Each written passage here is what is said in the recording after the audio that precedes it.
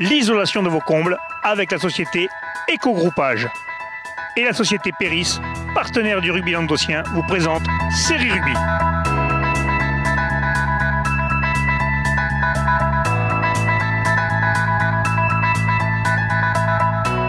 Bonjour mesdames, messieurs, bienvenue à Série Rugby, votre émission sur le rugby amateur de la 4e série A au l'honneur. Aujourd'hui, nous recevons un invité, le responsable des U20, Monsieur Papy Fort. Bonjour Papy. Bonsoir à tout le monde.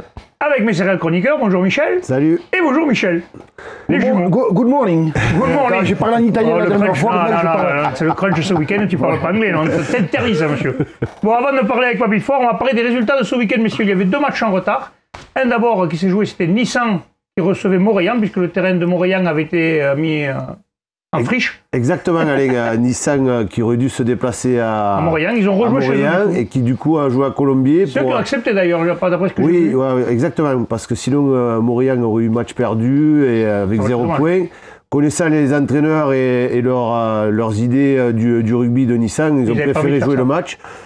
Le match était...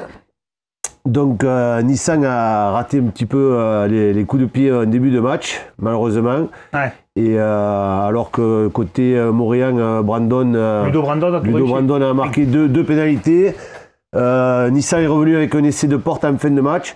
Voilà, et bon, et le buteur nissanais qui n'était pas en réussite a eu une pénalité à la fin pour passer devant, mais bon, malheureusement raté. C'est un bon coup pour le reste du championnat parce que du coup il se replace maintenant. Mais c'est surtout Montréal qui se replace, c'est pas Nissan. Ouais, Nissan a perdu ce match, mais bon, somme toute logique parce que quand même Montréal a maîtrisé un peu mieux le match. Allez, on va parler maintenant de l'équipe de Bédarieux qui recevait les Rives d'Orbe aussi un match en retard. Ouais. Et Bédarieux, 29 à 11. Bon, 29 à 11, c'est le favori à gagner. Ils prennent le point de bonus offensif, 4 essais à 1. Bon, Rives d'Orbe, mais ouais, ils ont essayé de lutter un peu contre le Bédarieux, mais bon, Bédarieux est beaucoup plus fort, notamment devant. Et donc voilà, ils ont. Après, ça sera compliqué pour les Rives d'Orbe pour se qualifier. Enfin, ils sont 6e, mais ça va se jouer entre Rives d'Orbe et Mende. On va savoir lequel des deux. Mende reçoit bien à domicile, attention pour les Rives d'Orbe, ça va être compliqué. Bon, revenons à ce qui nous intéresse, le match de vendredi, le match des U20 qui vont recevoir l'Angleterre.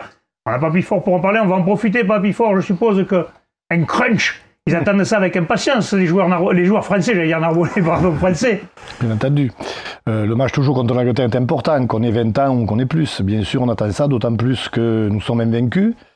Et que si nous gagnons les Anglais, dont nous avons gagné le tournoi, dont nous sommes champions d'Europe, et en plus nous irons y chercher le Grand Chelem la semaine d'après au Pays de Galles. C'est pas mal, c'est joli, monsieur. J'allais dire, c'est quand même pour toi aussi peut-être un match particulier quand même, c'est de venir à la Méditerranée avec l'équipe nationale, ça représente quelque chose quand même. Et une grosse fierté, bien sûr, que ce match soit organisé chez moi, à Béziers. Je suis fier pour les Biterrois qui aiment le rugby. Les joueurs ont ressenti cette ferveur pour le rugby dans le Biterrois. Dimanche, quand ils sont venus voir donc, le match Béziers-Bayonne, à la mi-temps, ils sont descendus. Quand ils ont avancé vers les petites tribunes, enfin les tribunes de face, ils ont eu une ovation incroyable. Ils se sont mis même à chanter l'hymne français, la Marseillaise. Donc c'était vraiment les joueurs ont à cœur vendredi de leur faire plaisir. On a des joueurs du coin dans l'équipe de France des U20. Messieurs, nous avons 2 Montpelliérains et un Catalan. Et nous avons aussi un ancien Narbonnais, le petit Enzo Hardy, si je ne me trompe pas, c'est ça. Nous avons Maxime, Jimmy, qui est de Montpellier. Nous avons Vincent Arthur de Montpellier. Nous avons Alban Roussel. C'est bien, on a 4 représentants de notre région, messieurs. Oui, on en avait un Biterrois l'année dernière. Maintenant, il est passé dans la catégorie supérieure. Zach El Fakir, qui représentait bien le club de Béziers, notamment les premières lignes. On sait que c'est quand même un point sur lequel Béziers a toujours été bon formateur. Donc voilà, on espère que nous, de notre côté, on arrivera à en faire remonter d'autres bientôt. Papy, justement, est-ce qu'au niveau du groupe vit bien? Est-ce que justement, il y a une très bonne ambiance dans ces jeux-là? Oui, on a un groupe vraiment qui vit très bien. Alors, je sais que c'est un mot à la mode, mais là, pour le coup, on a vraiment à l'intérieur de ce groupe un état d'esprit vraiment formidable. Justement, on a un groupe élargi. En plus, on a 35 joueurs. Et comme je le disais auparavant, contre l'Italie, on a changé 9 éléments. Et le groupe s'est comporté de la même manière, quoi. Donc le groupe est riche. Et j'espère que... Parce qu'on n'a pas précisé, mais la Coupe du Monde sera aussi en Languedoc, avec la finale et la petite finale et les matchs de classement à Béziers. Oui, il y aura des matchs à Narbonne, à Perpignan et à Béziers, voilà, c'est ça. Tout à fait. Mais la finale aura lieu à Béziers. Et tous les matchs de classement. La petite finale jusqu'au 12e. Ça sera le même groupe alors là, donc on en a 35. Par rapport à l'âge. Ah oui, de toute façon, on est actuellement, on table l'équipe de France de moins de 20, c'est les 98 et les 99. D'accord, voilà. donc il y a Mathieu Jalibert qui s'était blessé, qui peut faire partie de qui est en 98, qui était déjà la dernière avec nous. Tout donc à ça fait. fait quand même un sacré groupe, messieurs, quand on voit le niveau quand même de cette équipe-là, quand même, qui est invaincue en Europe. Parce qu'il y a d'autres fils d'eux aussi qui sont habitués à jouer à Tamac, 14. Le fils Gembert, le fils Carbonel, le fils Gérassi. Oui, quand on a trempé dans le rugby depuis petit, puis on a des jeunes. Tout à fait, il y a la fibre là. Ouais. Très intéressant.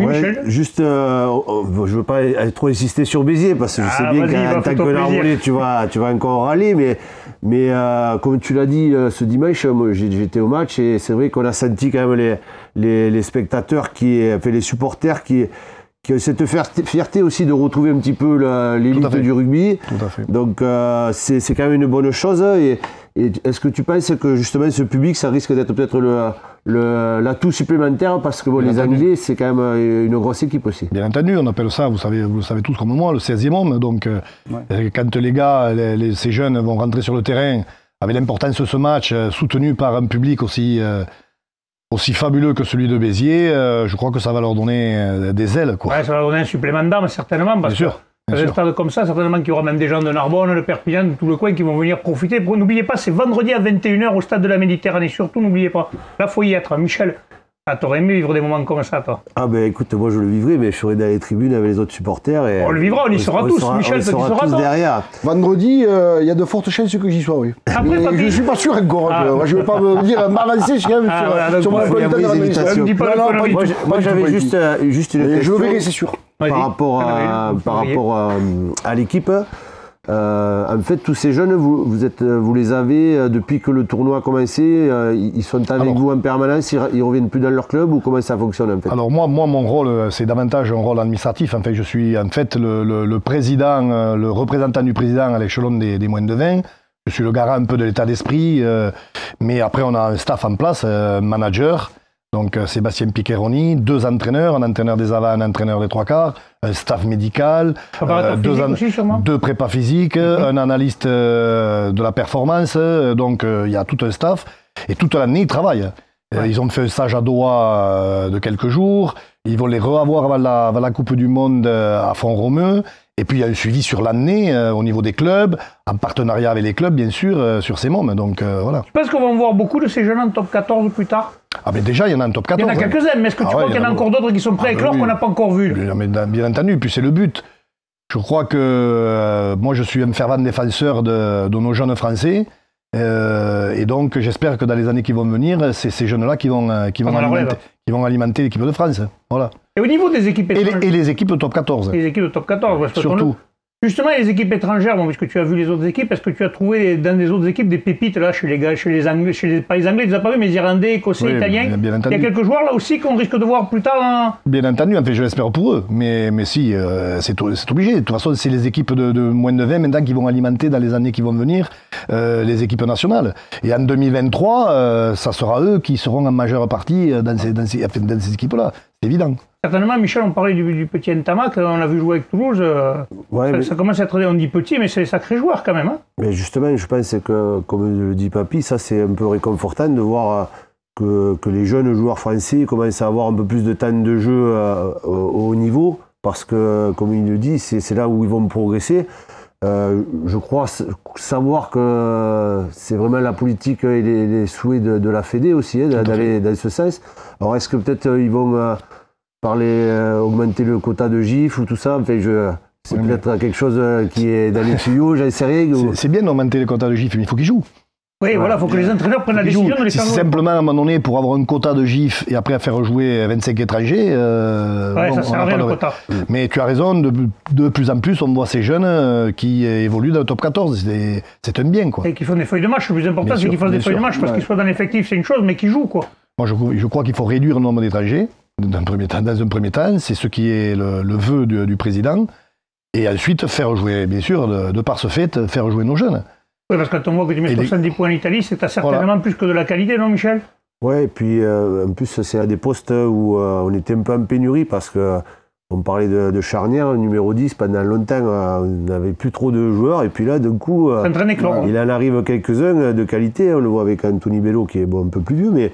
Et bon, le petit Jalibert, Tamac, le petit Dupont à la mêlée, tout ça, c'est passé par les moins de 20. Hein. Voilà, il y a Carbonel aussi, je crois, qui joue dans la charnière. Tout à fait. Donc, il y a du monde quand même. Hein. Ça fait plaisir, toi, le vieux, l'ancêtre. Oui, Christian Page, un peu de voir tous ces jeunes éclore un peu. Moi, je suis très satisfait, moi, de ces jeunes qui vont monter sûrement en 2023. Il y en aura quelques-uns qu'on verra. Déjà, il parlait de Dupont, effectivement. Dupont, il était l'année dernière, je crois. Non, il y a 3 ans. 3 ans, moi.